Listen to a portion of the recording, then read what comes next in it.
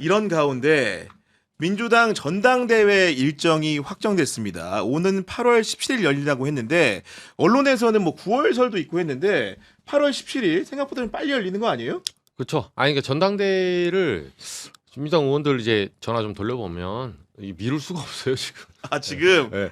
제가 봤을 때는 6월 17일 열려도 돼요 사실. 그냥 빨리 결판 내버려야 돼 지금 이거. 분위기상은 두 달 동안 싸우지 말고. 네, 분위기상은 아니 뭐 장동혁이 버틴다고 지금 같이 좀 템포 맞추고 있는 것 같은데 아니 게임 끝났어요. 뭐 6월 17일 날 다음 주에 시원하게 열어도 별반 안 달라집니다 사실. 근데 이제 뭐 세부 일정들이 있고 뭐 도당위원장 뽑고 뭐 다른 원구성하고 이런 지금 원내 일정이 있다 보니까 이제 8월로 잡았는데 이건 예정된 거고 사실 이 문제는 전당대회를 제가 농담처럼 그렇게 말했지만 지방선거가 전당대회 전초전 아니었냐는 의심이 많아요. 그렇죠. 그러니까 이미 패를 다 까고 지금 운동을 했었기 때문에 이거 굳이 뭐 미룰 필요도 없는 상황이고 네. 9월달로 미루는 건 얘기가 안 되죠.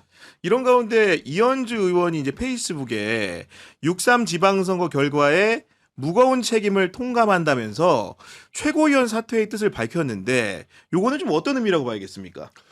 뭐 이제 국민의힘도 안 하는 사퇴를 대표한 국민의힘 지도부 아무도 안 물러나는데 민주당에서 먼저 자성하는 목소리를 내주셔가지고 그 부분은 굉장히 높이 평가합니다. 그리고 그게 마중물이 됐으면 하는 바람을 가지시는 것 같기도 하고요. 뭐 정청래 대표에 대해서 자꾸 비난 여론이 있는데 당 지도부로서 우리 같이 책임지는 거다 그런 모습 보이는 것도 좀 바람직해 보이지만은 네.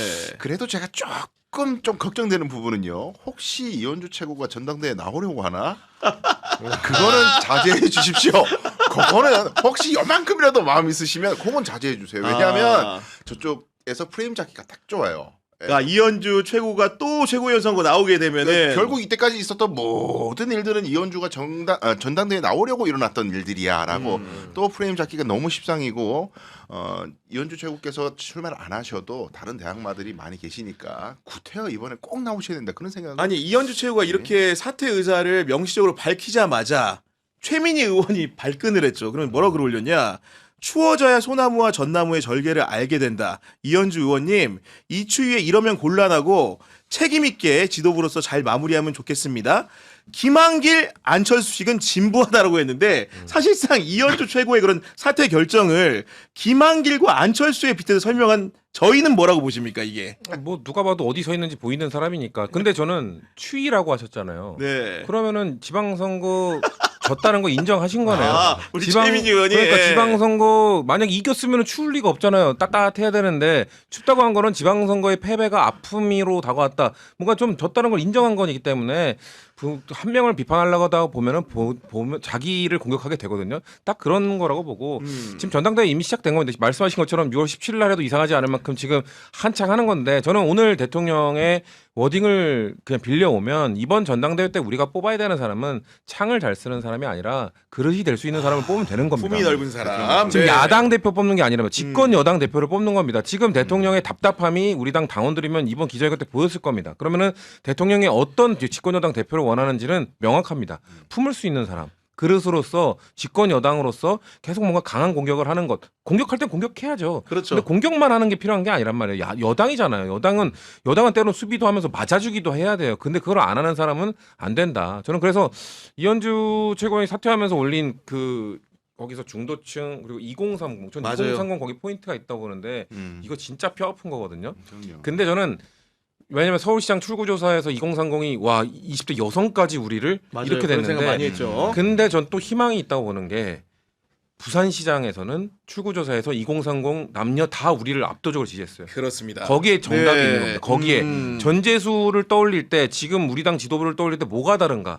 전재수는 그릇이 넓은 사람으로 보이잖아요. 뭔가 박형준이랑은 사람을 상대할 때도 그렇게 젠틀하게 할 수가 없어. 집권 여당 후보니까 이기고 있는 후보니까 막 날카롭게 안 한단 말이에요. 네. 전재수처럼 할 수 있는 당대표가 있어야 돼요. 그래야 되는 겁니다. 그래야 지금 집권 여당에 발맞춰 갈 수 있는 거고 그럴 때 자꾸 뭔가 그쪽 저랑 다른 의견을 갖고 계신 분들이 뭐라고 하냐면 이재명 당대표도 그랬다. 이재명 당대표 야당 대표였잖아요. 야당 대표일 때는 창을 잘 썼어야 돼요. 뾰족하게 할 수밖에 없지. 그 이거는. 역할에 네. 근데 이 대통령이 딱 뭡니까? 야당 대표였다가 집권 여당 대통령 되자마자 창 버리고 그릇 키우잖아요. 그걸 보여준 맞아요. 거를 네. 그걸 대통령이 본인의 이 전환하는 모습을 보여줬으면 당 대표도 그에 맞춰서 바뀔 수 있는 사람이 돼야 되잖아요. 저는 더 이상의 무슨 메시지가 필요한가? 아까 이제 제 말의 그 근거도 사실 최민희 의원의 저 글이었어요. 최민희 의원이 저거 하는 게 견제구다 견제구. 뭔 말인지 알겠네. 네. 왜냐하면 송영길 전 대표부터 확 한번 견제구 주더라고요. 아니 그러니까. 네, 그리고 저 또 이현주 최고 사퇴하자마자 또 견제구 주고. 아니 너무 투명하게 참 왜 저러시나 아니, 몰라 정말. 말 나온 김에 네. 송영길 전 대표 이제 의원이죠. 송영길 의원을 상대로 선거가 끝나기 무섭게 윤준병 의원, 이성윤 최고위원 이런 분들이 김관영 후보 구하기에 나섰었다. 사실상 해당 행위 아닌가 이런 식으로 송영길이라는 사람을 갑자기 거세게 몰아붙이는 이유는 좀 뭐라고 생각하십니까, 이정주 기자? 그러니까 이게 지금 팀이 나온 거죠. 네, 팀 정청래. 네, 팀 정청래와 이제 이게 어떤 식으로 당에서 구도로 지금 흘러갈지 이제 그 밑그림이 다 나온 건데, 아니 뭐 전당대 하는 건 좋아요. 저는 정치 영역에서 정당 내에서 뭐 당내 투쟁 있을 수 있어요. 있을 수 있는데 이 당내 투쟁도 결국은 총선이나 지선을 승리한다는 방향성이 있어야 돼요. 근데 지금 정청래 대표의 이런 지선 과정에서 평가 나왔잖아요 이미. 그리고 정청래 대표는 저는 왜 그러냐면 어쨌든 간에 그 모든 공천 뭐 부산 북갑이든 평택이든 아니 지방선거 하는데 물론 재보궐선거가 나름 한석이 중요할 수 있어요. 근데 이미 150석이 넘어가는 민주당 입장에서 평택을 뭐 부산 북갑 뺏길 수 있습니다. 어떻게 보면 잔잔바리일 수 있어. 근데 거기를 불꽃 튀게 해서 양쪽에 대선 후보 뭐 이렇게 중심지하고 언론의 모든 지면을 뺏어가게 만든 사람이 누구예요? 아니 공천은 결국은 공천 도장은 당대표 도장을 찍고 나간다니까요. 이유가 필요 없어요. 그게 과정은 뭐 우당탕 뭐 하정우 후보 처음에 수석 대통령은 안 내보낼라 했는데 뭐 내보내려고 해서 뭐 언론 플레이에서 할 수 있습니다. 그러면 승리하게 만들었어야죠. 그 공천은 본인 책임인 거지. 아니 이겼으면 당연히 정청래 대표의 모든 게 물론 과정에서 우리가 복귀는 있겠지만 당 대표의 공으로 가요. 정치는 결과죠. 아니 그렇죠. 네, 평택을도 이겼으면 누가 뭘 안 합니다. 근데 결과는 졌잖아요. 양쪽 다 민주당이 지금 뺏긴 거예요. 근데 그 모든 지면을 잡아먹으면서까지 그 잡아먹는 동안에 관심이 뺏기는가 서울시장 이길 줄 알고 뭐 질 줄 알고 어떤 판단인지 모르지만 뒷전에 놔두고 그 싸움하다가 지금 모든 게 다 날아간 거잖아요. 근데 여기에 대해서 지금 한마디 안 하고 송영길 후보 하나가 지선에서 무슨 영향이 있었겠어요. 아니 그리고 송영길 그 후보가 당시에 전북지사 선거를 언급했던 거는 지도부가 선거의 공력을 어디에 쏟아야 하느냐 문제였던 거야. 예를 들어서 김관영이 당선돼야 됩니다. 김관영은 송영길이 보증하는 후보입니다. 이 얘기를 한 게 아니라 아니에요. 이게 자꾸 여기다 우리 공력을 투여해가지고 다른 선거를 잘 못하면 안 된다. 이 얘기를 한 건데 그걸 뻔히 아는 국회의원들이 이런 공격을 하는 건 이유는 간단한 거죠. 그렇죠, 지금 당연히. 김민석과 함께 지금 이번 전당대회에서 단일화 시나리오로 나오는 사람이 누굽니까? 송영길이죠. 송영길 후보. 그러니까 결국은 해당 행위라는 굴레를 초장부터 씌워놔야지 나중에 폭발적인 단일화 효과를 막을 수 있다. 이런 분석 아닌가 싶어요. 그렇죠. 그리고 네. 더 제가 좀 심하게 말씀드리면은 지금 지방선거에서 패배한 직후 아닙니까? 그러면 모두가 사실 관심이 가야 되는 부분은 이 선거가 왜 졌을까? 제가 패배라고 자꾸 얘기해서 미안합니다만은 패배를 왜 했을까에 대한 원인 분석이나 이런 것에 관심이 가야 되는데 지방선거 사실상 지고 나서 바로 나오는 메시지가 저런 거라 그러면 선거 기간 내내에도 전당대회 생각밖에 없었다는 겁니다. 그게 명확한 증거예요. 그리고 송영길 후보는 저 지금 이제 의원이 됐잖아요. 송영길 의원은 호남에서 상당한 소구력을 갖고 있잖아요. 지금까지 김민석 총리를 갖다 악마화를 해왔는데 소위 말해서 김어준 뉴스공장 독자들의 여론 동향을 보면은 근데 송영길 대표에 대해서는 상대적으로 김민석 총리보다는 언급이 덜했어요. 근데 갑자기 강한 대항마가 생겼어요. 안 그래도 호남 정치인의 지금 호남의 여론도 안 좋대 정청래 대표에 대해서. 이걸 확 눌러놔야 된다. 마침 보니까 김관영 후보 그렇게 뭐 어쩌고저쩌고 하더니 무소속 후보 졌네.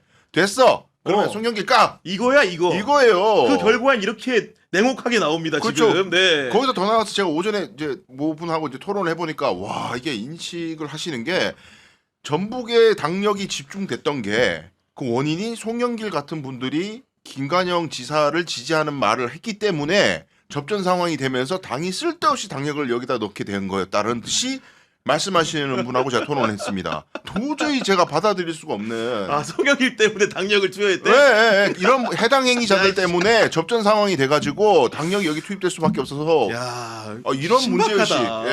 네. 전혀 전 시청자 의견 좀 소개해드리면 함초초님 같은 경우에는 오늘 대통령이 하신 이야기가 이제까지 사람들이 한 말이었어요. 가르치려는 태도는 그만. 제발 민주당 어른들 대통령 말씀들도 수용 좀 해주세요. 내가 지지하던 민주진영의 모습이 아닙니다. 어떻게 우리 진영의 모습이 이럴 수가 있나요? 하는 절절한 문자였고요.